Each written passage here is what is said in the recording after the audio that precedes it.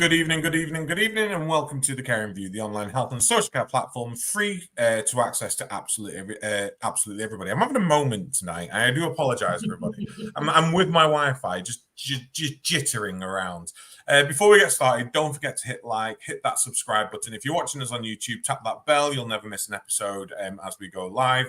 Follow us on LinkedIn, Facebook, X, and Instagram. We should be live across all of those platforms right now, so you can watch us on any of those platforms from the comfort of your home or whilst you're out and about.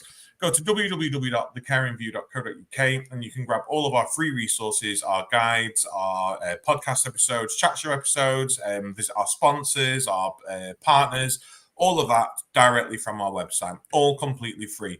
We are completely free to access, and we do this by the wonderful gifts of our sponsors who help us continue to do this on a week-by-week basis. So, first shout out to Prosperwell, Tea with Toby. If you know Toby, I say this every single week, but do go check them out. They are the UK's leading digital marketing agency. Go check out CBAT, Care Business Associate Training. All of your healthcare and social care needs, training requirements, they have got them for you. And last but not least, we have Attis Care by Attis Insurance, comprehensive care coverage. Insurance is a stickler for everybody nowadays, so try and find someone trusted. We recommend Attis Care, so please do get in touch with them. I'm Adam. I'm wearing my name badge tonight because I am very forgetful. And I'm joined by my ever fabulous co-host, Mark. Say hello, Mark. Hello, everybody. How are you, Adam? Oh, I am. That is it. I'll leave it at that. I'm fabulous. And Kavita Brown. Kavita, welcome to the show. How are you? Yes, brilliant. Thank you. And thanks for inviting me today. I'm excited. You're most welcome. No, honestly, not an issue. It's a pleasure to have you. Kavita, for those who don't know you, and before we get into tonight's show and what the topic is, just let us know who you are and where you're from. So, Kavita Brown from Southampton. I would say sunny Southampton, but it hasn't been sunny recently. But on the south coast. Lovely. And what do you do, Kavita? So, I'm the Learning Director of LDG Training, worked in social care for over 20 years now. I can't remember how many years, but definitely over 20 years, predominantly in people functions. So learning development functions, overseeing HR, recruitment activities, etc., designing, delivering a wide variety of training courses, and in large organisations across the country, as well as much smaller, independent and medium-sized organisations as well. And I spent most of my career in homes or in domiciliary care offices. So I don't really like being based in a head office, ivory tower, as some people would refer to them. I've always been get my laptop out and sit with the residents, sit with the team. And then I think I just have a much better understanding because you hear everything, you see everything, you know what's going on around you as well. You pick up on so much stuff when you're out there. So that's it. That's me. Well, welcome to the show. If you do want to know more about LDG training, visit the website that is on the page right now, or you can find LDG training as part of our supplier list. Mark, I am going to collect myself and try and bring back my power of speech, and I'm going to hand over to you.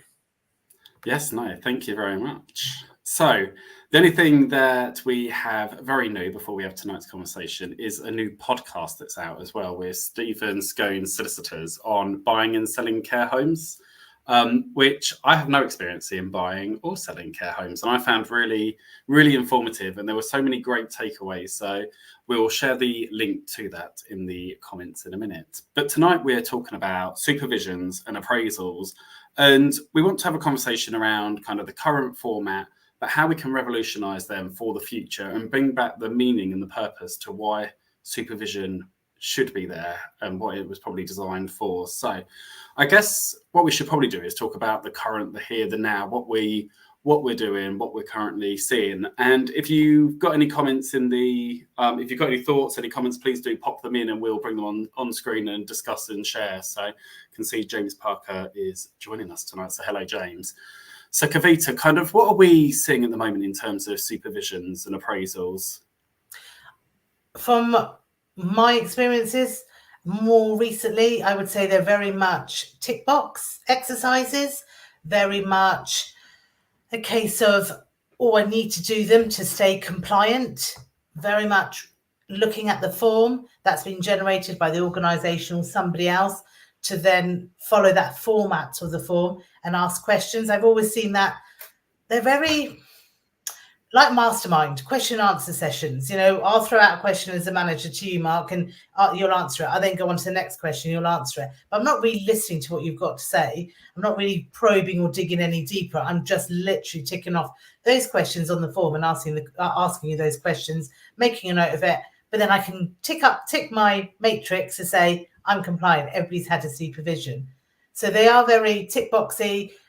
They lack meaning. I don't think they place any value. The person doesn't find them of any value. They don't feel valued, should I say, either when undergoing the supervision. I've had many managers say to me, but I've got people that come in for their supervisions and they'll turn around to me and say, nothing's changed since the last one. Just put my same answers in there, give me the form and I'll stick my signature at the bottom of it. So the conversation doesn't even happen. I've even heard horror stories of where managers have pre-typed up the form with the respondents' answers, sent them via email and asked somebody can you print them out and put your signature there and send it back? So then that way it shows that we're compliant.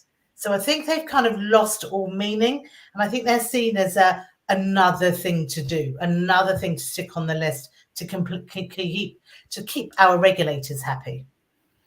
No, definitely. And I guess going back a step further then, what was supervision initially designed for? And what do you see in other sectors and organisations that do supervisions and do them well?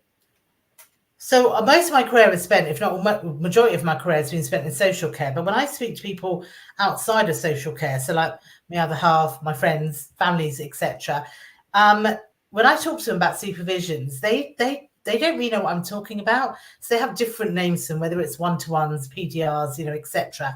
And they see them as a lot more meaningful as, actually, that's my opportunity to sit down with my manager, discuss all of my achievements or my struggles or my development needs over the past X amount of weeks or a couple of months, and then start to look forward, but also my opportunity to get that level of support and guided in the right direction and to understand the wider business context that we're operating in. What's going on over there that may well affect me in my job role as well. So I think they're very different in different sectors. They seem to appear to me to be a lot more meaningful and people feel valued by them and also see the value in them. Most people I speak to look forward to those reviews or, those sessions with their managers where they're able to just focus on them and focus on their job role and get that support.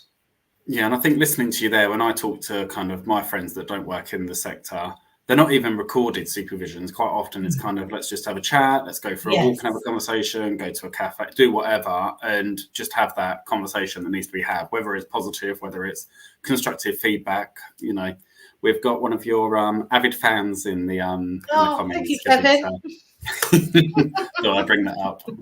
Adam, what's your experience of supervision across kind of some of the companies that you've worked for? What have you seen work really well, or have you seen it a bit like Kavita, where it has been a tick box exercise? So way back when I was a manager and I was managing a home and domiciliary company, we had the ethos that supervisions were pretty much a daily thing. So we had it where everything could be seen as a supervision, whether it was a 5-minute chat, whether it was a 1-hour training session, whether it was a group session, whether it was individual sessions. So we saw supervisions as more of a fluid approach. I'm not going to lie, found it very difficult to log them all because we were having them every single day. We were saying, oh, you did really, really well today, and I think you succeeded because of X, Y, and Z, and you should be really, really proud of yourself. Oh, must write this up now. And for me, the tick box exercise came when it was the recording of them. And I was thinking to myself, a lot of the time, who are we recording these for? Who's the benefit for here? Because they go in a folder, and unless someone comes around and inspects, no one really looks at them. And yeah, you might reflect on them when you do an appraisal and you do your next supervision and you can go back to them. But actually, a lot of the time, you're recording a lot of information and using a lot of time. This was my opinion back then, and sort of still is now, because I believe a lot of people are really good managers and really good leaders. And I believe that social care, as a social care manager, we have so many pressures on us now to do everything. And it is literally everything. We have got so much to do. every single day that it becomes laborious and it sort of becomes monotonous and it loses the heart and soul. I think nowadays I'm in a different position because obviously I'm in a much more senior position than I used to be. So now my support is around encouraging and supporting others to provide supervisions. And we are looking at our digital governance system to be able to log those in. So we adapted the Skills for Care supportive supervision record. So it starts off asking about their learning plan, where do they want to go, what do they want to achieve, how far are they off from that. But the idea of the ones that we try to do now are very much a self-reflective practice. So the team have those supervisions or should have those supervisions and can reflect on that at all times and then come to a supervision loaded with their own opinions and thoughts because they've been able to think about it and digest it rather than saying, oh, come in office and let's have a supervision. Yeah. We basically ask them for what it is that's meaningful to them, what they think they're succeeding at, what they need more training at. In practice, quite difficult. On paper, perfect theory. It's the actual implementation of it. I think we need to touch on the fact, Mark, that there's two quality statements that really relate to this as well, isn't there? So, I mean, on the nose, there's the safe and effective staffing quality statement, and I'll read it out for everyone. So we make sure there are enough qualified, skilled, and experienced people who receive effective support, supervision, and development. They work together effectively to provide safe care that meets people's individual needs. And then we've got one under learning, improvement and innovation on the well-led domain, which is we focus on continuous learning, innovation and improvement across our organization and the local system. We encourage creative ways of delivering equality of experience, outcome and quality of life for people. We actively contribute to safe, effective practice and research. Now, the second one, maybe a bit of a stretch to include supervisions in, but really, to be a good leader, to be in that well-led domain, we have to have supervisions as part of that learning improvement because that's that's what supervisions are for, isn't it? For me, it's they don't work at the moment in social care in a lot of cases, and I think that is down to training, it's down to understanding, it's down to time availability. But then it's also a lack of understanding, I think, from external stakeholders as well around the pressures of a daily running of a nursing home and what these supervisions entail. I also think there's a negative connotation to the word supervision. So usually it's a case of you've not signed for that med supervision. You've not done med supervision. So the minute you mention supervision, it's like, oh crap, what have I done? What have I done wrong? Whereas they need to be seen as more positive experiences. And actually, do we remove the word supervision? Because supervision, for me, is quite it's quite an authoritative term. I am supervising you. I am watching over you. I am here and I am all seeing. I am George Orwell. I am 1984. I am Big Brother. And actually, that's quite scary as an individual to think that you've got someone over your shoulders at all times. Whereas actually, you want someone walking alongside you. And you want someone being alongside you to help support you, to help you grow, to help you develop, to help you learn. And I don't know whether supervision, that word alone, brings that anymore to the table. So yeah, I'm like this with them. I love them. I know that they're meaningful. I know they're important. How do we educate 1.6 million people in social care on how to do them effectively and the benefits of them? Yeah, no, I'm with you on that. I would just add in for the quality statement, I do believe supervisions will also, and appraisals also sit under the quality statement of the well-being of staff. So to support the well-being of staff, because I think that's the mindset I suppose we need to adopt. Yes. And I think you're right. I absolutely agree with you with that word supervision. Many, many years ago now, I did overhear a manager say to a member of their staff, if I see you doing that again, I will put you on supervision. And that still sat in my head because I still remember those words quite clearly and my mouth dropping open. And I think it is over time. You're right. You know, people are busy. They have so much to do. And now we're expecting them to do this as well. And I'm sure there's lots of eyes rolling thinking, in an ideal world, Kavita, of course that's going to work. Of course you can do that. You can sit there in your ivory tower and say that. But actually come and see what's happening on the ground. We don't have time for it. And I totally appreciate that. But I think it's because we've created and almost thought of them now as another thing to do for compliance, another box to tick. We better get it done. But actually, I think that the starting point is to adopt a different mindset. And to have that mindset that actually the idea, the purpose of supervision, whatever you want to call them, is that I am undertaking this supervision with yourself, Adam, because my job role is to support you in your job role and make you feel comfortable in your job role and bring out the best in you. And actually seeing it as that mindset is very different. And I think also placing that ownership on the individuals. This is your supervision. It's not mine. It's not the organization's. This is your supervision. What do you want to talk about? So rather than me being guided by this silly form, and we have to ask questions on health and safety and safeguarding. No, we don't have to ask those. We should have the right culture that people come to us with those concerns anyway. Another quality statement. But it's about what do you want to talk about? And it could be today I want to talk about the cost of living crisis because I don't know how I'm paying my rent and my boiler's about to pack up and I don't know how I'm going to replace my boiler or get it fixed, etc. That's important to that person in that moment. Let's have that conversation. And I think these conversations do happen, but I agree with you, Adam. I don't think they're captured enough. That's the difficulty. Where have we got the evidence for it? But then I would question, do we need the evidence for it? When CQC, under their assessments, are observing or talking, getting feedback from our staff, if our staff are saying to CQC, I'm really supportive, I'm supported by my managers, there's always an open door policy, I can go to them with everything, they've helped me with X, Y, Z, etc. Surely that's evidence in itself because it's coming from the horse's mouth rather than that piece of paper that happens to sit in the personnel file. It's interesting because, and there's a couple of comments that I'll bring in a minute. Whenever I've been inspected, they've never asked for copies of supervision notes. They've only asked for the matrix to show and evidence how often they're being done. But I know in the care home that I was managing kind of pre-COVID, during COVID, we didn't document them, but we recorded them. So they were only audio. And what we used to say is they used to have a supervision contract or an agreement, which I want to talk about as well, which spoke about actually who we would share it with and whether they gave consent. And a lot of the time, the staff didn't give consent, especially if they were discussing something around mental health or well-being or something that was personal to them.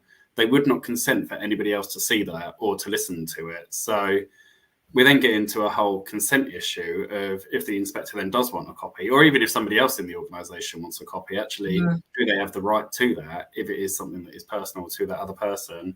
Just want to bring in Chris, because I think here's a good way of seeing it. So he said, is it mentoring? And this is when we were talking about what should it be called, whether supervision is the right. And he's also asked, can staff ask for support training in areas, which I think in a good supervision and good mentoring, actually 100% yes, staff should be able to discuss freely what concerns they have and what support is available to upskill them for the future, whether that's e-learning, whether that's a face-to-face training.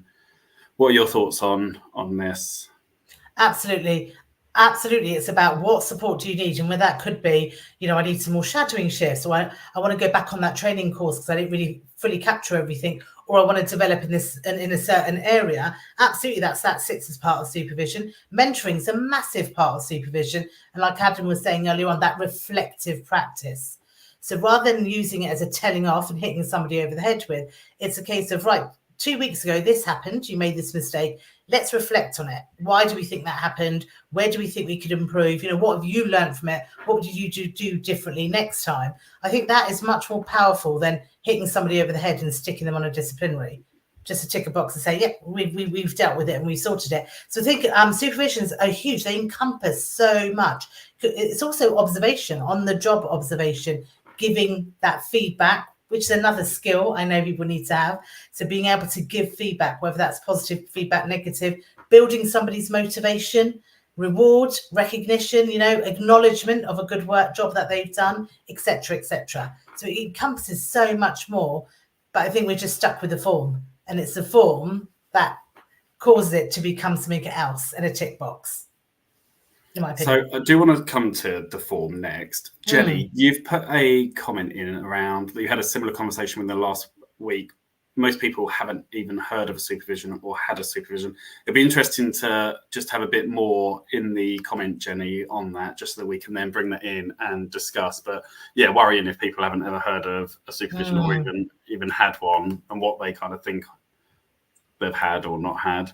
So in terms of the form, from a regulation point of view, from a compliance point of view, do we need a form? Can it just be pen and paper and you write it, or can it just be that you've had that meaningful conversation and both people sign to say they've had it, but not take any notes? What are your thoughts on that? Because there is no regulation around what should actually be included. I think this has just come where health and safety, it should be on the radar and everybody should be aware of it. And people have thought, actually, to make sure we're compliant with that, let's add it into every team meeting agenda and let's add it into every supervision, because then we've covered that. And then you've got well-being that's come along. Oh, to make sure that we're ticking that box, let's just add that into our supervision agenda and our team meeting. And you'll almost find that a lot of the supervision agendas match a team meeting agenda, and there is no difference other than maybe talking about more the people that we support and concerns around that or whatever. But yeah, so both of you, what are your opinions on, do we need a form? Should we get away from the form? Thinking of revolutionising, and I'm also conscious that I know how quick these shows go, so we should probably move to ideas of how we can move forward and progress as a sector. And it'd be interesting. In my opinion, we don't need a form.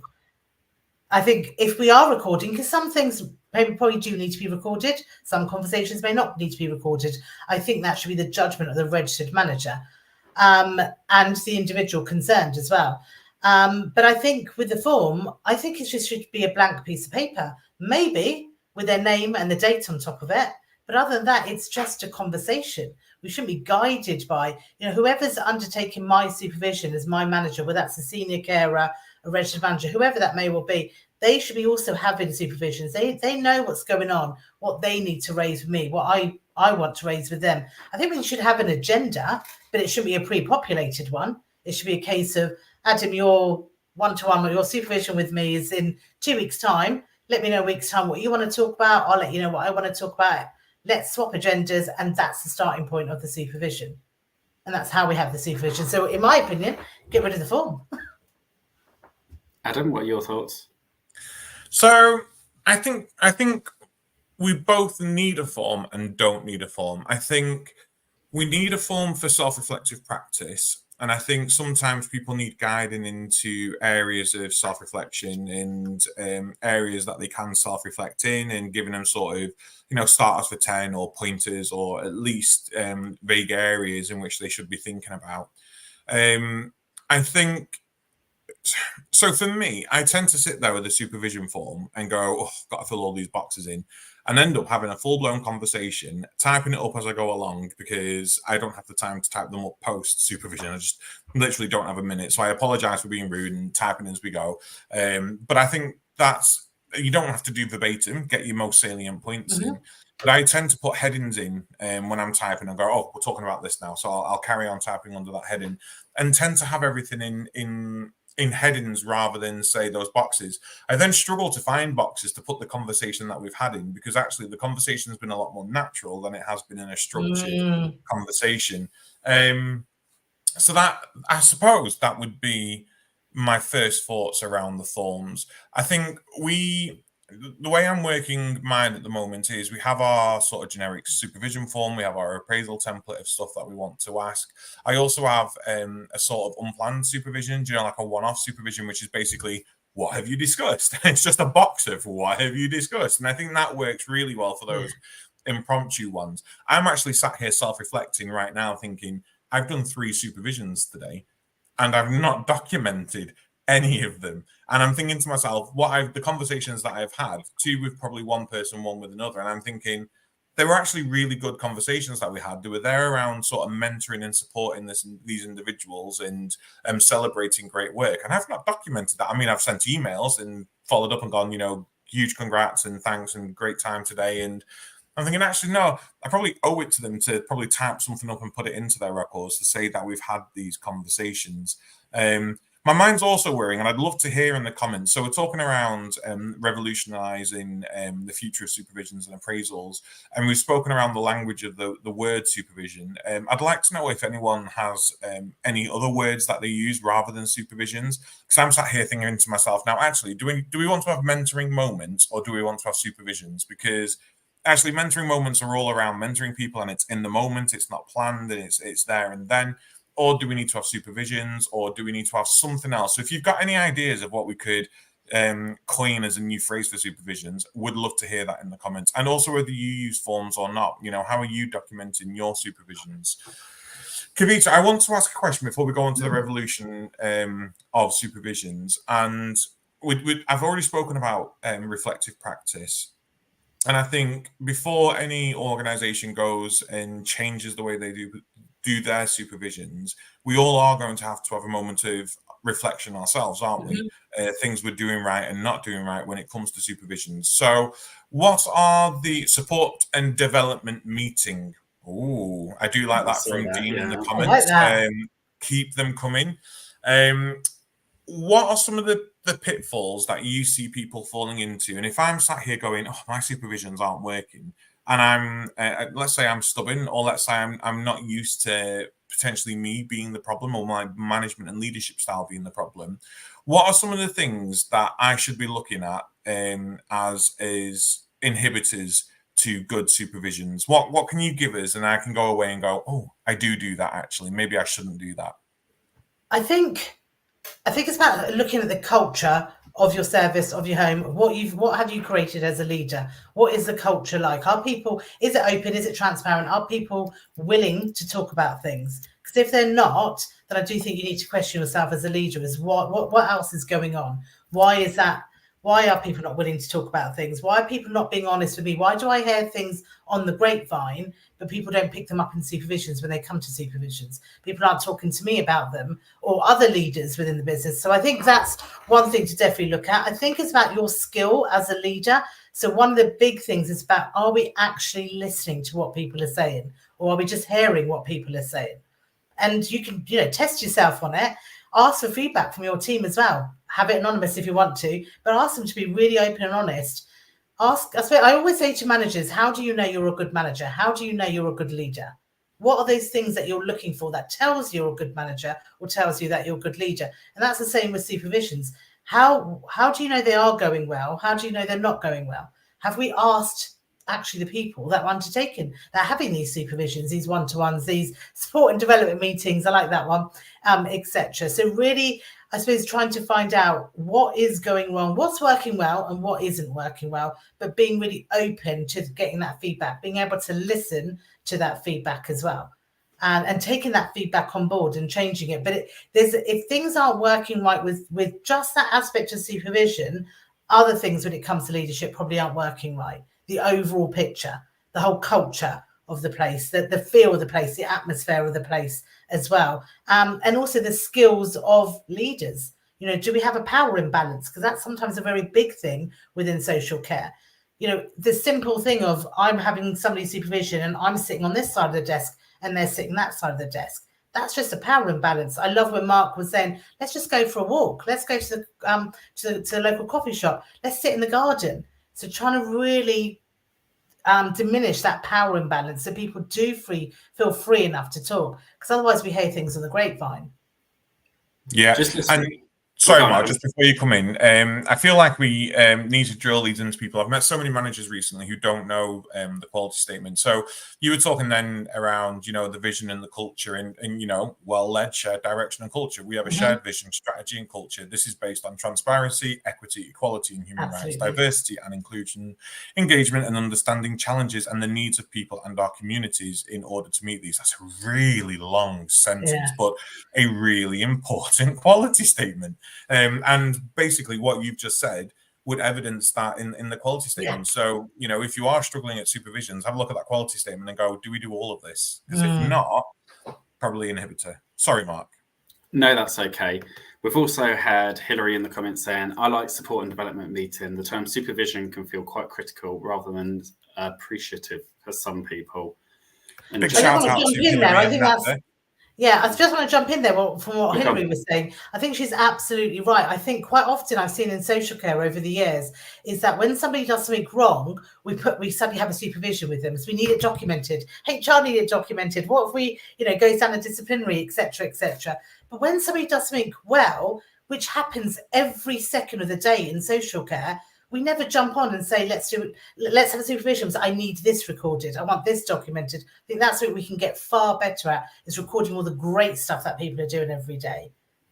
And it's interesting you say that, because Jack's comment says the common perception of supervision is a negative as it's being used as part of a HR process. So exactly what you said. Yes. And it kind of begs the question, do we need two separate things? Do we need a supervision or whatever we're going to call it, but do we then need a separate document if there is a concern or something that you're discussing, so that actually the two are separated in people's minds?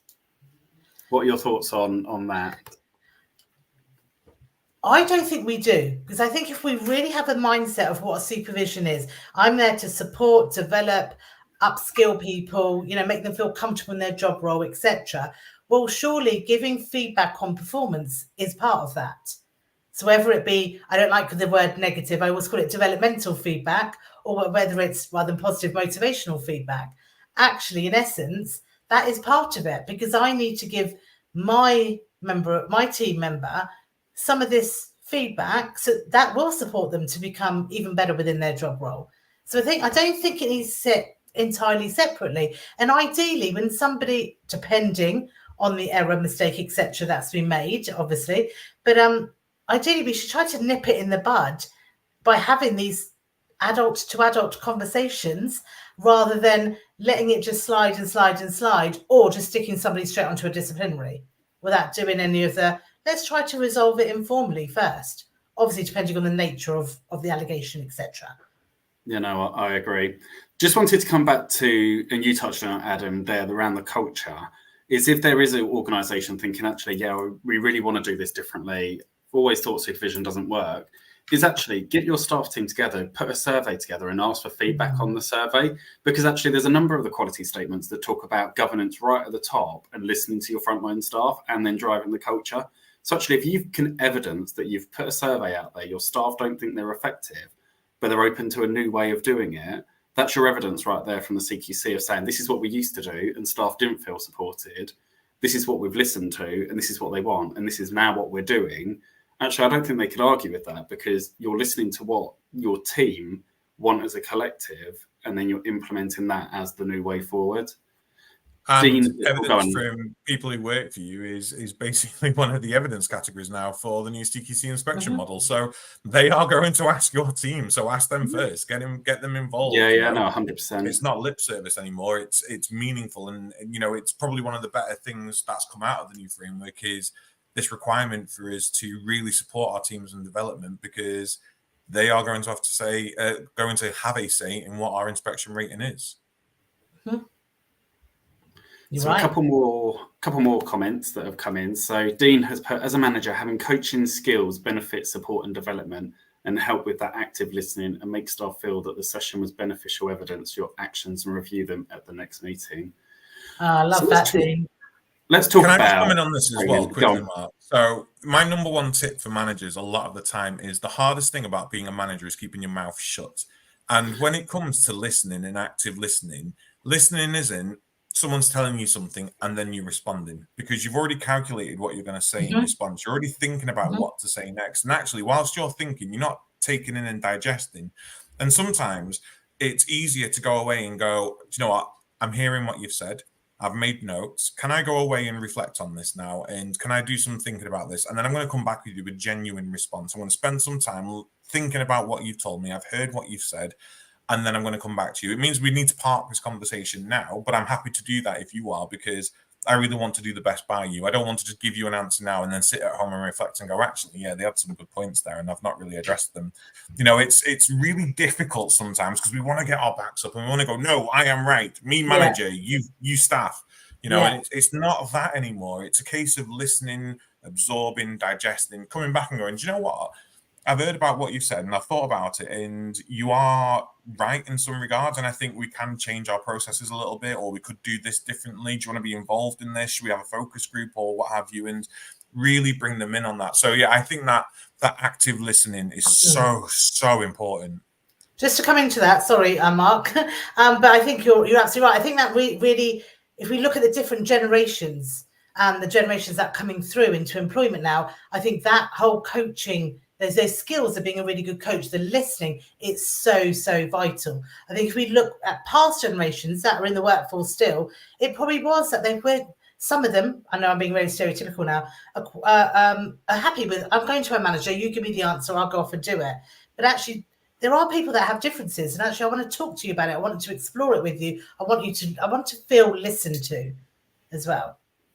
And I think just listening to you there, Adam, I think there isn't that kind of, when you're a manager, I think people expect you to know everything. And actually, it's okay if you don't know the answer to actually say, actually, I don't know that right now. Let me find out and come back to you. Absolutely. But listening to you there, Kavita, I think one thing that I quite often do is actually, I want to know the problem, but also, do you have a solution to that? Yes. So actually, if something's not working quite well, what can we do about it to change that going forward? So actually, it's not always just coming from me or my idea. Actually, it's a team and a collective idea of what you can do to change it. Because quite often they have that answer in the back of their mind already because they're bringing that issue. And that really helps. I love that. I always say that in my training courses. If somebody comes to you with a problem, always ask them, what do you want me to do? Or what could you do? If they don't know, ask them to go away and think about it, because what you're then doing is empowering them to become solution focused, which is something that we really need, we want within social care. Not everything comes down to you as the leader, or the registered manager. Actually, everybody is then taking a lot more ownership, and then we get back into that quality statement of demonstrating that innovation, because that's where innovation comes from for the people that are doing the job. It can't all come from the person that's sitting at the top of the tree. It's that accountability angle, isn't it? And it's about personal responsibility as well at times, because, you know, throughout my entire career, I've had people come to me and go, oh, this isn't working and it's unfair and this is rubbish and blah, blah, blah, blah, blah. And I'm thinking to myself, like, okay, go away and have a think about it. Use the Eisenhower matrix, use the circle of control and influence, do whatever you want. Yes. I've got all these tools you can use and I'll show you how to use them, and they're really, really beneficial. And then come back to me with what the actual problem is. So go away and have a think, see what the root cause is of them. Is it because you don't have enough time because actually you spent 4 hours today chatting at the water cooler and instead of actually doing what you wanted to do and you're behind on stuff? Or is it because we're working with less workforce? Is it because the needs of the people we're supporting actually aren't accurate to our dependency tool? Go away and have a think about it and then come back to me with the solutions. So what can you change yourself? What can you influence? And actually, the stuff that you can't change or influence, forget about it. Because if you can't change or influence it, don't waste your time on it. You're just wasting energy and effort.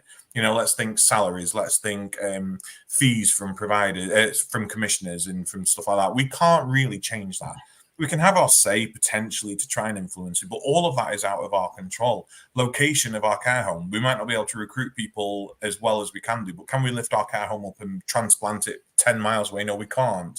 So if we can't change the location, forget about it. What are some of the other innovative ideas we can think of? And then having those sessions with your team, you know, draw a big circle and get them to put ideas on it, because they think of stuff that we don't think of. Yes. You know, not one person can solve a problem. Definitely not. Agree. Totally agree.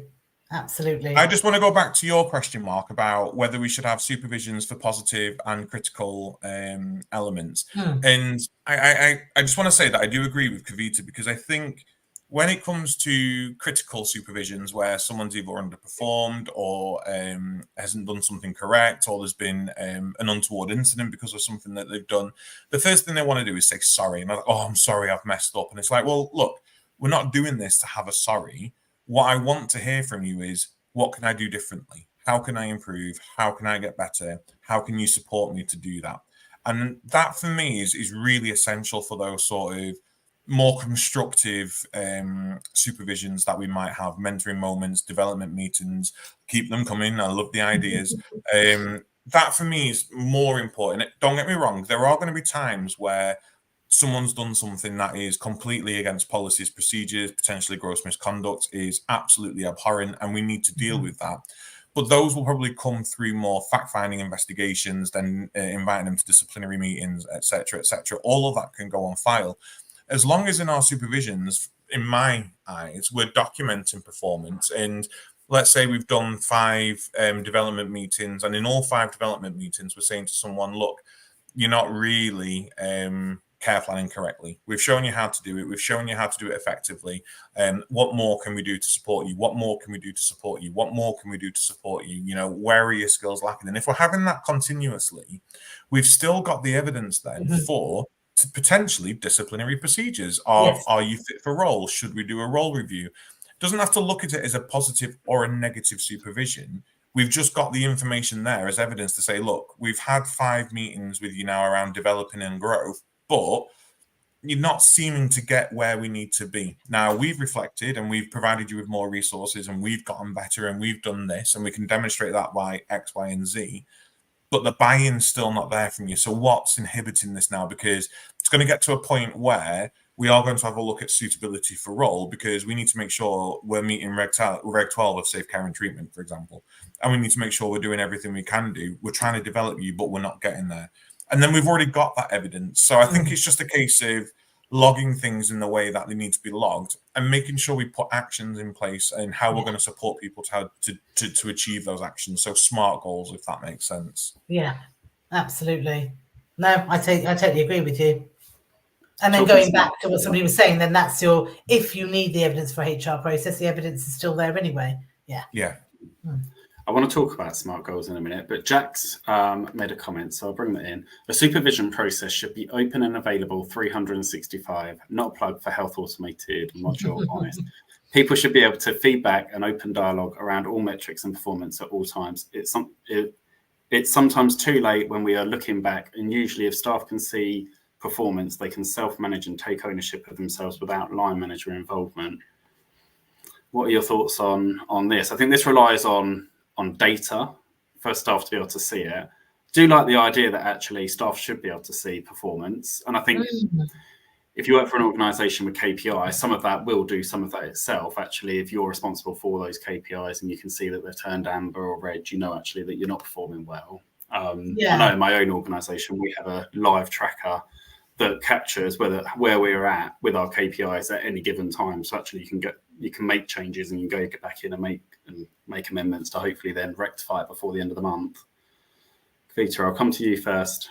Yeah, I suppose that comes back to what you were just about to say about SMART objectives. So even if you haven't got KPIs, as part of my regular supervisions that I have with my manager, I should have some sort of objective that I'm working towards. That could be something massive, such as to complete my level 3 qualification. Am I on track to complete it? Or it could be to continue delivering care and support in the way that I'm delivering it. It's still objectives to an extent. So I think you don't necessarily need the KPIs, but built into the supervision, the actions that we have, SMART goals, targets, whatever you'd like to call them, objectives, those are the things that people can then see. Then they'll take value in it. They'll be able to look back at my last one and think, okay, my performance on that area was there, but now I've got to this stage as well.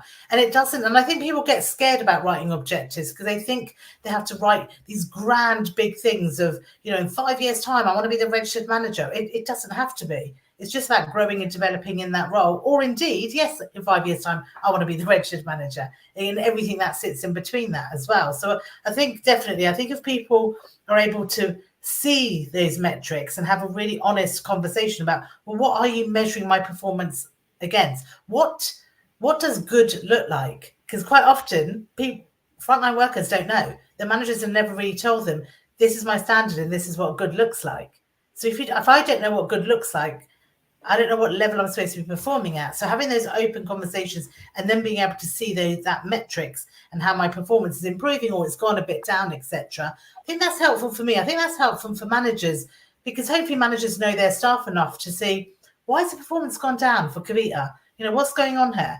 And it could be something going on outside of work, which is now affecting my performance, etc. So hopefully we'll be able to nip things in the bud a lot sooner and quicker as well, hopefully.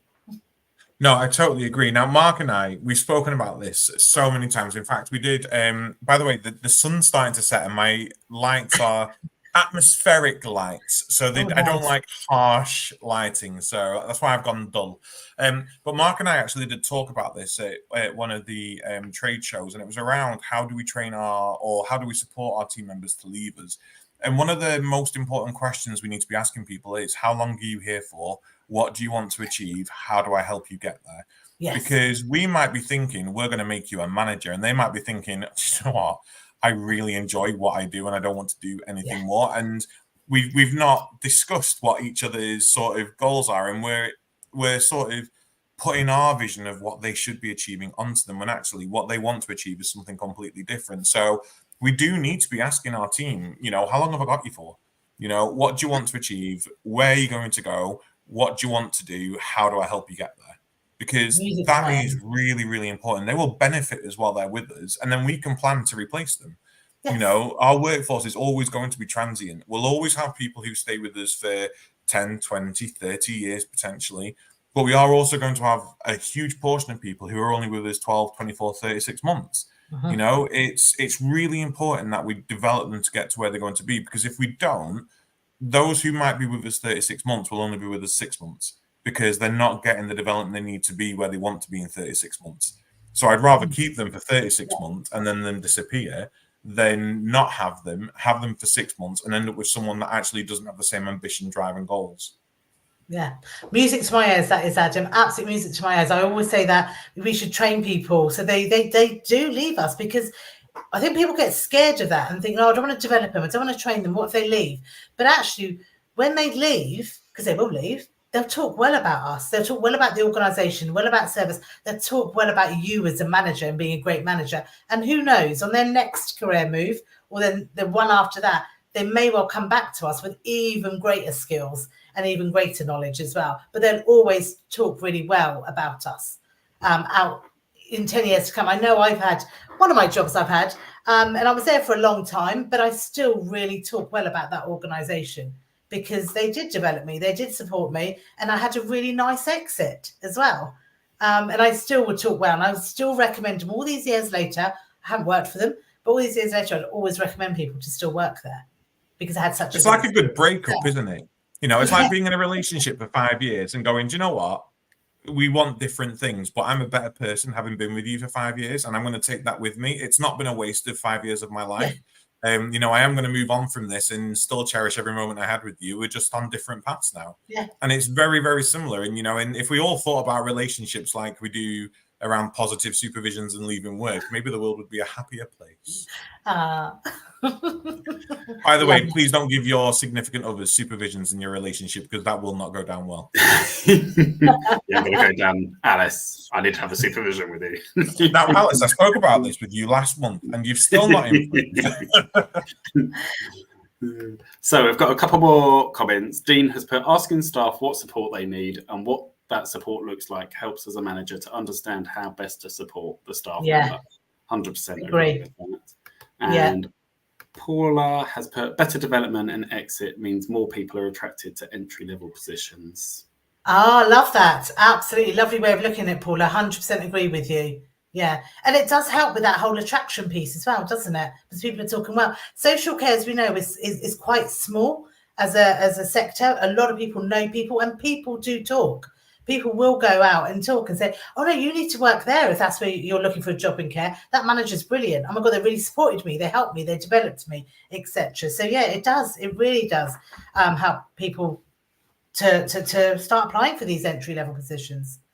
No, absolutely. So we've spoken about objectives and goal setting. I want to talk about appraisals and just touch on it, conscious of time. I think what we see now is we have two separate things. Then we have supervisions that run all year, and then we have an appraisal that's just once a year, whether that's the end of the financial year or seems to be around kind of November, December time. What are your thoughts on this model, and should they be integrated? So actually, you don't necessarily have an appraisal. The appraisal is the supervision, the mentoring, whatever we're going to be calling it going forward.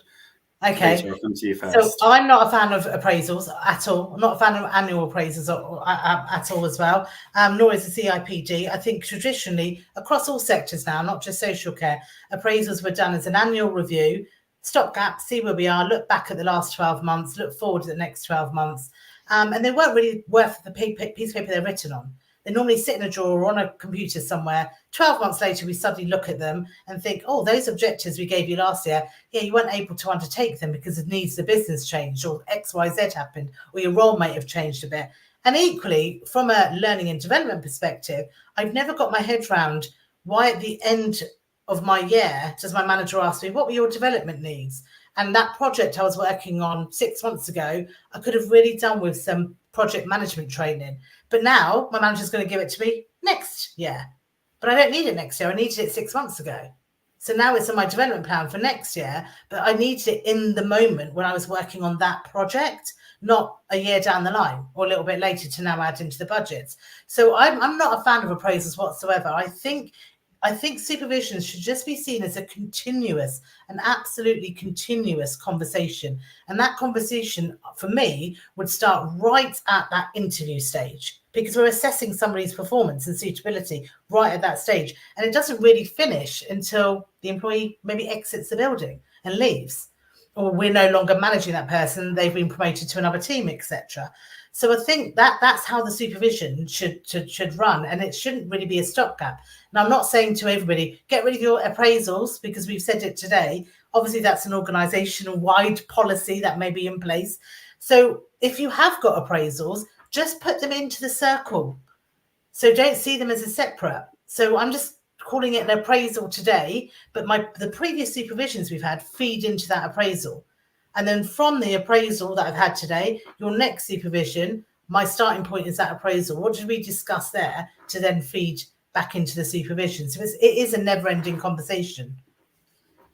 I suppose we also must take into account how the team members have found that beneficial, because actually we've done our appraisal, we've ticked off the box, you've achieved your pay rise, you haven't achieved your pay rise. And actually, what has that person taken away from the appraisal? Have they found that beneficial, and how's that going to affect their role moving forwards? And I think before we all go away today and go, right, that's it, tomorrow I am changing everything, I'm ripping out the old and I'm putting in the new cabinets and it's going to be wonderful, until you find out that you've bought your cabinets from Argos and you fall apart in 3 months' time because actually you've not invested properly.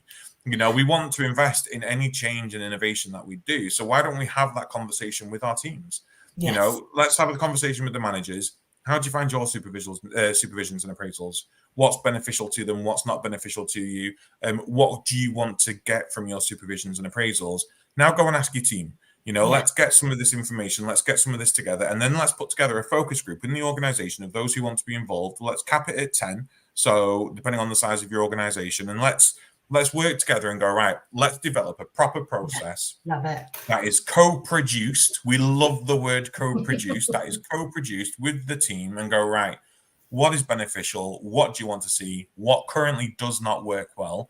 What sort of works well that we can adapt, and what works perfectly at the minute that we want to keep? And then build your process like that. It's a 6-month endeavor. It's not an overnight thing, and you need to get that embedded then. I mean, for example, we have our new induction process within our organization. It's something that I was really keen to make sure was in place, because too often I've spoken to managers who've gone, they've been on induction for 3 months and they were just rubbish and I had to get rid of them. What a waste of time. And I go, so how often did you speak to them within that 3 months? And how often did you sit down with them and see whether they had what they needed and they were able to do what they do? So now for our new team members, they have, before they finish their 3-month induction, they will have around 10 to 12 supervisions, because we are there every single week. So how you got on this week? Tell me about the fire procedure here, or tell me about this, or tell me about that, and what do you need more support with? We're going to work next week. You're not shadowing, you remember the team, but I'm still here to support you. So what focus can we give you next week to help you develop in this role, so that by the end of that 3-month period, you've got enough evidence to say that you've supported this person. And if they're still not working because they're only there to do a role, fail probation. But hopefully they're amazing and fantastic, and you can owe that to a really strong, robust induction process. It's around supporting and developing at all times. So I think you're right. And I think, somebody sitting there might be horrified thinking, what, 10 to 12 supervisions within the first, probation period. But I think I would say to all managers, supervisions can be delegated tasks. You don't have to do them all. Think about your senior carers, your heads of departments, maybe those with nurses, etc. Even if I was brand new, I'm going to be maybe placed with a buddy or a mentor, that person can carry out my supervision. So it's definitely a delegated task. You just need to choose the right people and give them the right skills, knowledge, training maybe, for them to upskill themselves so they understand what this process is in the wider context as well. And around having that confidentiality agreement in place. Because we need to make sure that these people, because it's really sensitive information. At the minute, only our senior leaders will do supervisions, our managers, our deputies, and our clinical leads. However, I do love the idea. I mean, so peer-to-peer reviewing, peer-to-peer support, peer-to-peer monitoring. If you're a group, have people go from one home to another or one place to another and do that peer support that way. You know, when I think around this in a governance style, because I'm the model I'm working towards at the moment is I want my managers to go from home to home and review each other's audits, because then you're not marking each other's homeworks. You know, ask someone to come in and sit in on supervision, come and observe the team, do some observations, bring a fresh perspective to the day, and provide a supervision for the shift. You know, I've hung around today and I've seen how you all work. This is just some feedback. Should we have a sort of flash meeting this afternoon and we can go through it all together? Because these are some of the thoughts I've had as an outsider. And they might, do you know what? I've never even thought of that. Because sometimes you're blinded, aren't you? You can't see wood for the trees or whatever the saying is, because you're in it every single day. No, definitely. I agree with Jack's comment that he's made. Yeah, I was just about to talk about that comment. So appraisals should be structured in a more informal and ongoing process. Although a formal element must exist, open culture instills growth and productivity, and it's always best to continue as the employment and role dynamics, life goals change on an ongoing basis. Yeah.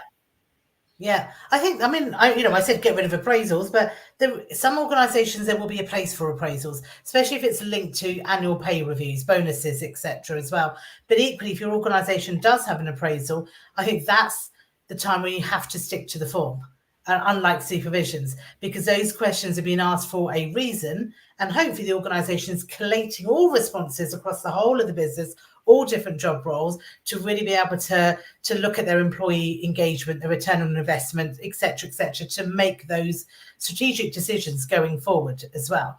So I think, if you're using appraisals, as long as they're used in the appropriate manner and we're doing something with that feedback when we're collating it on a wider scale, again, another great piece of evidence, I suppose, for CQC under the new quality statements of how do we get that feedback. We've got that open, honest, I can't remember the correct wording of the quality statement now, but, we've got people freedom to speak up, I think it sits under well-led, Which, by the way, everyone, please make sure you've got freedom to speak up champions in your homes. We need to have these people in there, and don't make it the manager. I mean, crikey, that defeats the object. To make that freedom to speak up champion someone in the organization who wants to do something amazing and wants to do something incredible. We are running out of time, but I do want to ask some questions. Kavita, and I say questions, Mark's having an heart attack because you can see 3 minutes on the clock. But Kavita, I'm just wondering, have you seen any models of supervisions out there that are from other organizations? So, let's look outside of social care. And is there anything that works in other industries that we can sort of borrow from or be influenced by? So this is many years ago now, but I know Microsoft and IBM at the time scrapped all of their appraisals and they replaced them with meaningful conversations, i.e. supervisions of what we're talking about today. And it was just never-ending conversations that they had, all good feedback, not so good feedback, development, everything that we've spoken about today. And they implemented that model and they found it raised employee engagement, it raised motivation levels because people were getting the feedback there at that moment of time. Now, I don't know if they still continued with this. This is many, many years ago, from what I know outside of a sector. But it'd be worthwhile for those of you that know people working outside of the social care sector to speak to people to see how does it work in yours. And I think we can probably learn from other industries who have probably done what we did and are now way ahead of us. And actually, what did you learn from it? And how can we implement and embed those? Will they work in social care? No, I agree.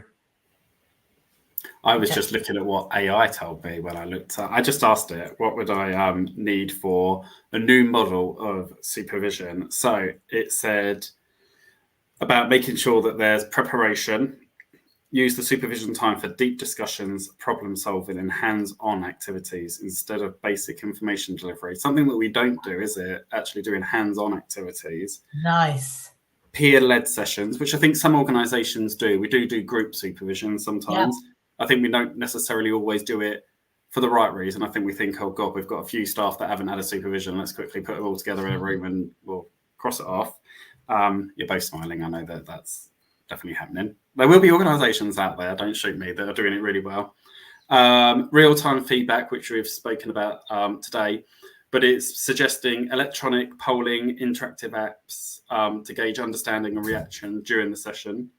Gamification, so incorporating elements of game playing, point scoring and competition with others.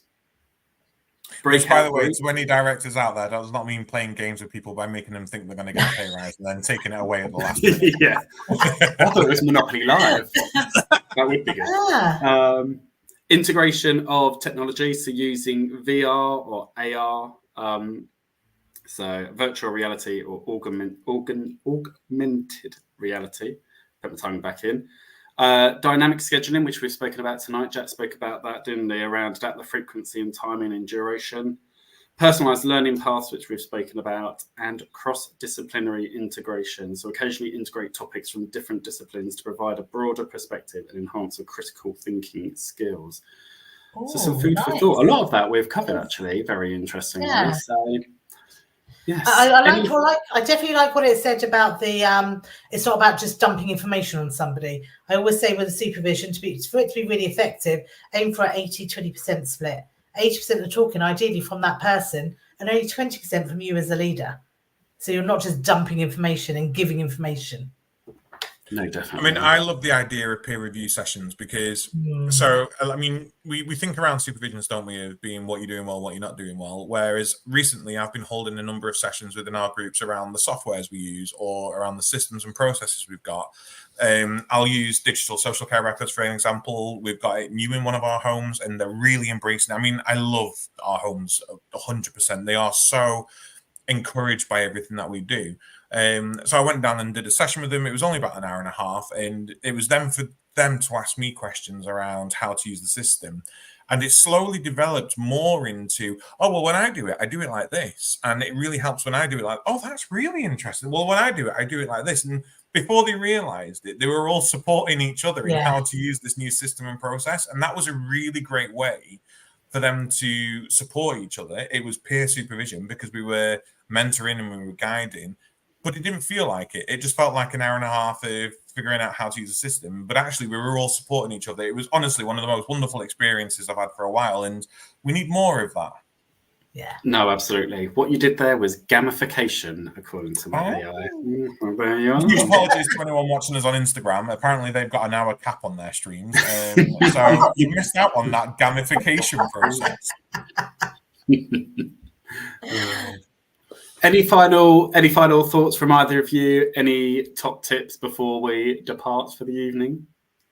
I would just say good luck. Do review your supervision and appraisal, and just ask yourself 2 simple questions: what works really well, and what could make it even better? And then ask those questions to everybody else. And like Adam was saying earlier on, get people involved. And really, I believe fundamentally, supervisions, if used effectively, are a massive, really powerful management tool, a great tool for all managers to have in the back pocket if we use them correctly and get away from the tick box. That's all for me. Anything from you, Adam?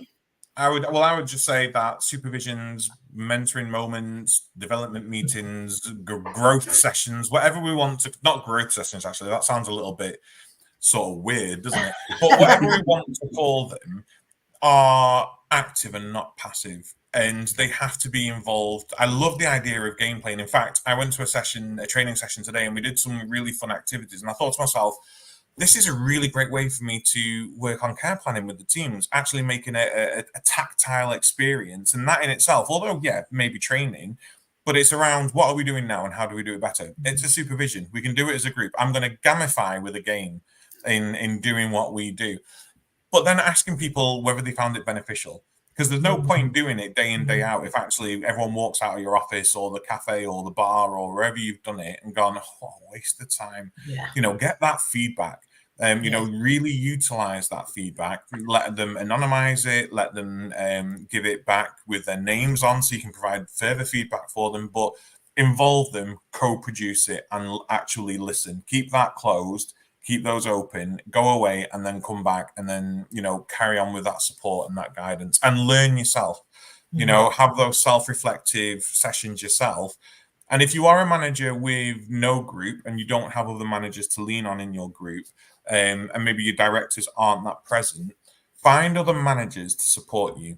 Find other managers to go, do you know what? I really know you and you're really supportive. Can you do a bit of a supervision with me? And, can you talk to me about the processes that I use and then give me some feedback on that, at least something, just to benefit me and my learning, because this is what I've self-reflected, but I just need some of that additional input as well. So those were my tips.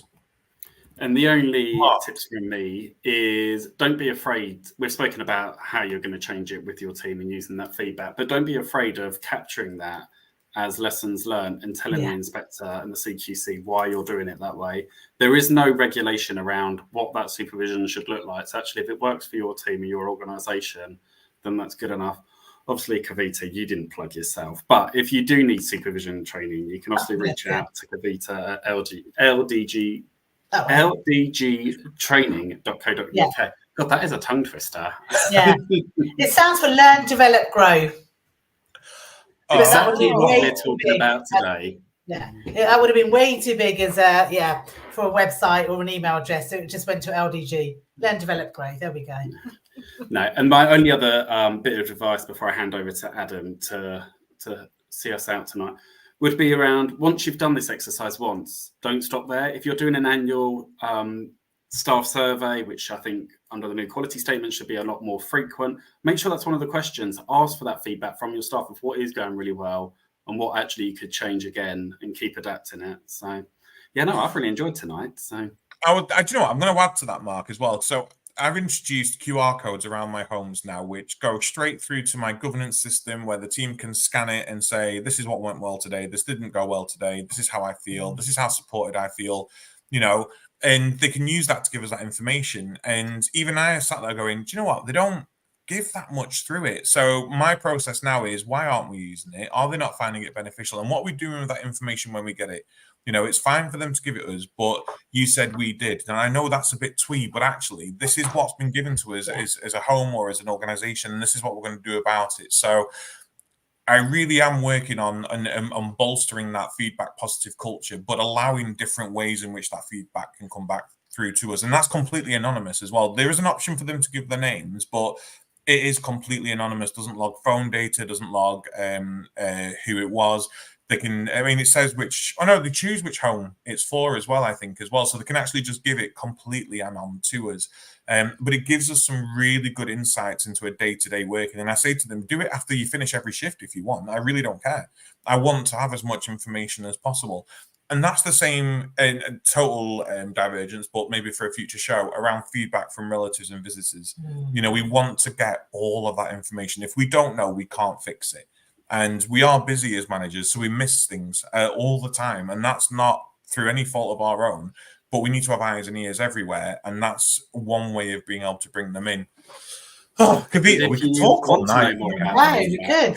Love it. A shameless plug is tomorrow I will be sharing an article that I wrote for Invicta IQ around feedback and the importance for the new quality statement, which also contains a lot of things that you can do. One very similar to what you just spoke about there, Adam, around QR codes and smiley faces like you see when you go to the co-op and it asks you to rate your queue time.